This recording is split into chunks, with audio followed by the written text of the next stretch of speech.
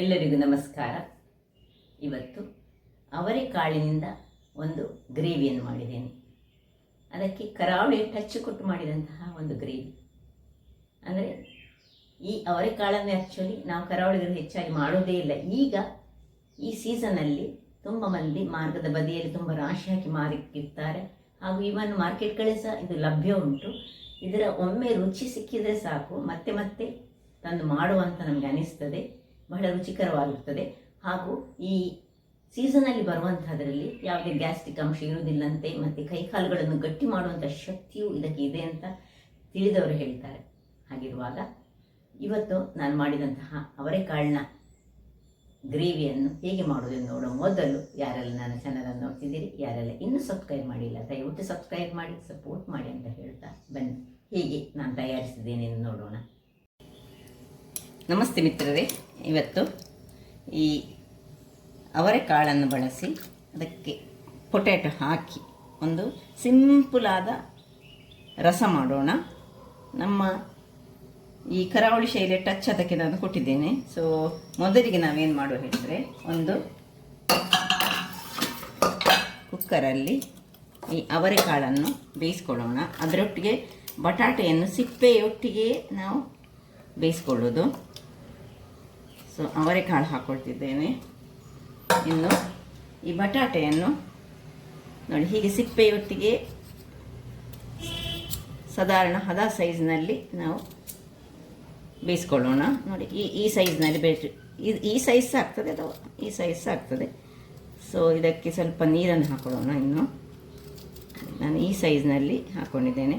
ಇದು ಚೆನ್ನಾಗಿ ಬರ್ತದೆ ಬಟಾಟೊಟ್ಟಿಗೆ. ಇದು ಬೇಯುವಾಗ ಸಹ ಬಹಳ ಒಳ್ಳೆಯದಾಗ್ತದೆ. ಈಗ ಬೇರೆ ಏನು ಹಾಕ್ಕೊಳ್ಳಿಕ್ಕಿಲ್ಲ, ಸ್ವಲ್ಪ ಕರಿಬೇವಿನ ಸೊಪ್ಪು ಮತ್ತು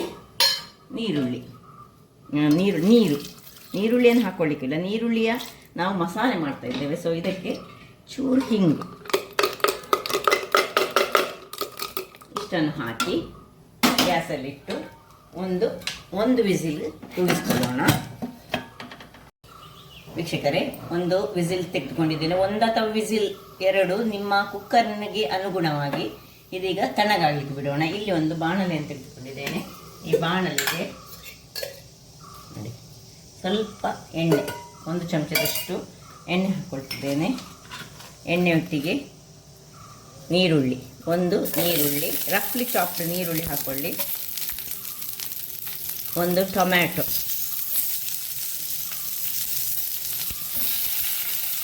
ಇದನ್ನು ಸ್ವಲ್ಪ ಹುರಿದುಕೊಳ್ಳೋಣ. ಇನ್ನು ಕರಿಬೇವಿನ ಸೊಪ್ಪು,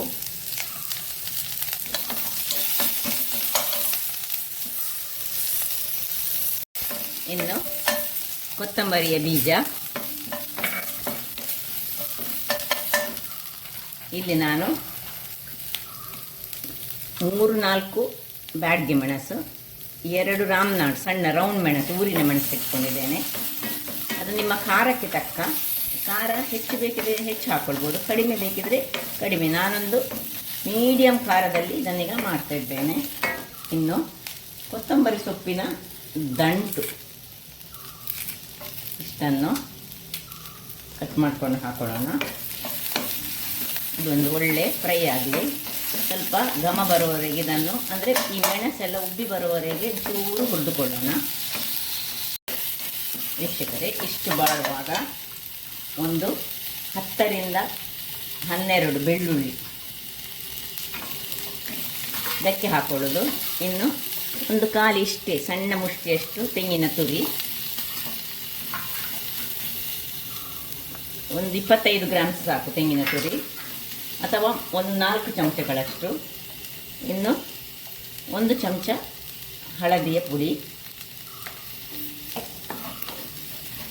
ಇಷ್ಟನ್ನು ಹಾಕ್ಕೊಂಡು ಸ್ವಲ್ಪ ಹುರಿದುಕೊಳ್ಳೋಣ. ಈ ತೆಂಗಿನ ತುರಿ ಒಂದು ಘಮ ಬರ್ತದೆ ಎಲ್ಲ ಹುರಿಯುವಾಗ, ಅಷ್ಟು ಬಂದರೆ ಸಾಕು. ತುಂಬ ಹುರಿಯೋದು ಬೇಡ, ಕಲರೆಲ್ಲ ತುಂಬ ಚೇಂಜ್ ಆಗೋದು ಬೇಡ. ಎಲ್ಲ ಟೊಮ್ಯಾಟೊ ಅದೆಲ್ಲ ಸ್ವಲ್ಪ ಮೆತ್ತಗಾಯಿತು, ನೀರುಳ್ಳಿ ಮೆತ್ತಗಾಯಿತು. ಇಷ್ಟಾಗುವಾಗ ಇದನ್ನು ಆಫ್ ಮಾಡಿಕೊಂಡು ಇದನ್ನು ತಣ್ಣಗಾಗಲಿಕ್ಕೆ ಬಿಡೋಣ. ಒಳ್ಳೆ ಬೆಂದಿದೆ. ಈಗ ಇದಕ್ಕೆ ನಾನು ಉಪ್ಪನ್ನು ಹಾಕ್ಕೊಳ್ತಿದ್ದೇನೆ. ಉಪ್ಪನ್ನು ಹಾಕ್ಕೊಂಡು ಒಮ್ಮೆ ಹೀಗೆ ತಿರುಗಿಸಿಕೊಂಡು, ತುಂಬ ನೀರು ಹಾಕಲಿಲ್ಲ ನಾನು, ಹೀಗೆ ಮುಚ್ಚಿಟ್ಟುಕೊಳ್ಳೋಣ. ಇಲ್ಲೀಗ ನೋಡಿ ಒಳ್ಳೆ ತಣ್ಣಗಾಗಿದೆ. ಇದನ್ನೀಗ ಮಿಕ್ಸಿ ಜಾರಿಗೆ ಹಾಕ್ಕೊಳ್ತಿದ್ದೇನೆ. ಅದಕ್ಕೆ ಮಿಕ್ಸಿ ಜಾರಿಗೆ ಹಾಕುವ ಮೊದಲು ಏನೆಲ್ಲ ಉಳಿದ ಸಾಮಗ್ರಿಗಳು ಹಾಕೋದು ನೋಡೋಣ. ಒಂದು ಸಣ್ಣ ನೆಲ್ಲಿಕಾಯಿ ಗಾತ್ರದ ಹುಳಿ ನೀರು ಹಾಕಿ ಗ್ರೈಂಡ್ ಮಾಡೋಣ. ಇಲ್ಲಿ ನೋಡಿ ಫೈನ್ ಆದ, ಅಂದರೆ ತುಂಬ ಫೈನ್ ಬೇಕಂತಿಲ್ಲ, ಅದಾದ ಪೇಸ್ಟ್ ಒಂದು ರೆಡಿ ಆಯಿತು ನೋಡಿ, ನಿಮಗೆ ಕಾಣ್ಬೋದು. ಈ ರೀತಿ ಆದರೆ ಸಾಕು. ಈಗ ಇದನ್ನು ಪಕ್ಕಕ್ಕೆ ಇಟ್ಕೊಳ್ಳೋಣ. ಇಲ್ಲೊಂದು ಬಾಣಲೆಯನ್ನು ಇಟ್ಟುಕೊಂಡು ಇದಕ್ಕೆ ಒಂದು ಸಣ್ಣ ಚಮಚದಲ್ಲಿ 2 ಚಮಚದಷ್ಟು ಎಣ್ಣೆಯನ್ನು ಹಾಕ್ಕೊಂಡಿದ್ದೇನೆ. ಎಣ್ಣೆ ನಿಮಗೆ ಬೇಕಿದ್ದಷ್ಟು ನೀವು ಹಾಕ್ಕೊಳ್ಬೋದು. ಈಗ ಸಾಸಿವೆ ಒಳ್ಳೆ ಸಿಡಿಲಿ. ಸಾಸಿವೆ ಸಿಡಿಯುವಾಗ ಸ್ವಲ್ಪ ನೀರುಳ್ಳಿ,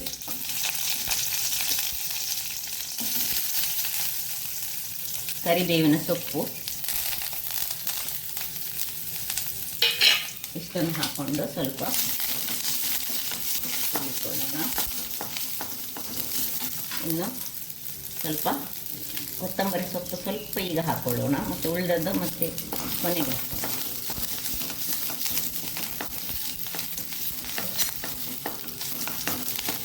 ಇದನ್ನು ಹಾಕ್ಕೊಂಡು ಏನು ಉಪ್ಪು ಹಾಕಿಟ್ಕೊಂಡಂತಹ ಬೇಯಿಸಿದ ಅವರೆಕಾಳು, ಇದು ಬಟಾಟೆ. ನೀವು ಬೇಕಿದ್ರೆ ಬಟಾಟೆಯನ್ನೆಲ್ಲ ಈಗ ಬೇಯಿಸ್ಕೊಳ್ಬೋದು. ನನಗೆ ಇದರಲ್ಲಿ ಒಂದು ಸುಲಭ ಆಗ್ತದೆ ಬಟಾಟೆ ಬೇಯಲಿಕ್ಕೆ ಹೇಳಿ ಇದರಲ್ಲೇ ಬೇಯಿಸ್ಕೊಂಡಿದ್ದೇನೆ. ಇದಕ್ಕೆ ಸ್ವಲ್ಪ ನೀರನ್ನು ಹಾಕೊಳ್ಳೋಣ. ನೀರನ್ನು ಹಾಕ್ಕೊಂಡು ಅದಕ್ಕೆ ಶಿಫ್ಟ್ ಮಾಡ್ಕೊಳ್ತಿದ್ದೇನೆ. ಈಗ ಈ ಉಪ್ಪು ಇದರಲ್ಲಿ ಆಗಲೇ ಹಾಕ್ಕೊಂಡದನ್ನು ಒಂದು ಮಿಕ್ಸ್ ಆಗಲಿ, ಅದರ ತನಕ ಒಂದು ಕುದಿ ಇದರಲ್ಲಿ ತೆಗೆದುಕೊಳ್ತೇನೆ. ವೀಕ್ಷಕರು ಇಲ್ಲಿ ನೋಡಿ, ಒಂದು ಕುದಿ ಬರಲಿಕ್ಕೆ ಶುರುವಾಗುವಾಗ ಇನ್ನು ನಾವು ಏನು ಪೇಸ್ಟ್ ಮಾಡಿದ್ದೇವೆ ಇದನ್ನು ಇದಕ್ಕೆ ಶಿಫ್ಟ್ ಮಾಡಿಕೊಳ್ತಿದ್ದೇನೆ ನಾನು. ಸ್ವಲ್ಪ ಇದಕ್ಕೆ ನೀರನ್ನು ಹಾಕೊಳ್ಳೋಣ. ನಿಮಗೆ ಇದು ಇಡ್ಲಿ ತಿನ್ನಲಿಕ್ಕೆ ಸಾಕ್ತದೆ, ಅನ್ನದ ಜೊತೆಗೆ ಸಾಕ್ತದೆ, ಯಾವುದಕ್ಕೆ ಸಹ ಸೂಪರ್ ಕಾಂಬಿನೇಷನ್, ಇದು ಬಹಳ ಚೆನ್ನಾಗಿ ಬರ್ತದೆ. ಈಗ ಇದಕ್ಕೆ ಸ್ವಲ್ಪ ನೀರನ್ನು ಹಾಕೊಳ್ಳೋಣ. ದಪ್ಪ ಬೇಕಿದ್ರೆ ದಪ್ಪ ಇಟ್ಕೊಳ್ಬೋದು, ನೀರು ಬೇಕಿದ್ರೆ ನೀರನ್ನಾಗಿ ಸಹ ಮಾಡಿಕೊಳ್ಬೋದು, ಯಾವ ರೀತಿಯಲ್ಲಿ ಸಹ ಆಗ್ತದೆ. ನಾನು ಸ್ವಲ್ಪ ಇದಕ್ಕೆ ಇನ್ನೂ ಸಹ ಸ್ವಲ್ಪ ನೀರನ್ನು ಹಾಕೊಳ್ತಿದ್ದೇನೆ. ಸೊ ನೀರಿನ ಹದ ನಿಮಗೆ ಬೇಕಿದ್ದ ಹಾಗೆ ಇಲ್ಲಿ ಉಪ್ಪು ಒಂದು ಚೆಕ್ ಮಾಡಿಕೊಳ್ಳಿ. ಚೆಕ್ ಮಾಡಿಕೊಂಡು ಒಂದು ನೋಡಿ ಹೇಗೆ ಗ್ರೇವಿ ನೋಡಿ ಅಂತ ಎಷ್ಟು ಚೆನ್ನಾಗಿ ಪರಿಮಳ ಸಹ ಸೂಪರ್ಬಾಗಿ ಉಂಟು ನೋಡಿ. ಒಂದು ಕುದಿ ತೆಗೆದುಕೊಳ್ಳೋಣ, ಒಳ್ಳೆ ಕುದಿ ಬರಬೇಕು. ವೀಕ್ಷಕರೇ ಇಲ್ಲಿ ನೋಡಿ ಒಳ್ಳೆ ಕುದಿ ಬಂತು ನೋಡಿ, ಹೇಗೆ ಆಯಿತು ಪರಿಮಳ ಅಂತ ಬಹಳ ಚೆನ್ನಾಗಿ ಬರ್ತಾ ಉಂಟು. ಸಾಕು, ಇದನ್ನು ಆಫ್ ಮಾಡಿಕೊಂಡು ಇನ್ನು ಓನ್ಲಿ ಸರ್ವಿಂಗ್.